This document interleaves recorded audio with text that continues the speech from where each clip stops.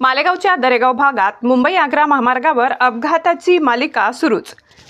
मालेगावच्या दरेगाव भागात मुंबई-आग्रा महामार्गावर अपघाताची मालिका सुरू असून एका भरधाव ट्रकने प्रवासी रिक्षा, 2 दुचाकी आणि मालवाहतूक करणाऱ्या रिक्षाला जोरदार धडक दिल्यामुळे या विचित्र अपघातात एकाचा मृत्यू झाला असून 4 जण गंभीर जखमी झाले।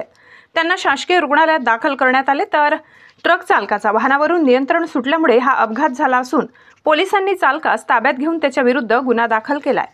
वृत्त संकलन विभाग, गर्जना न्यूज, मालेगाव।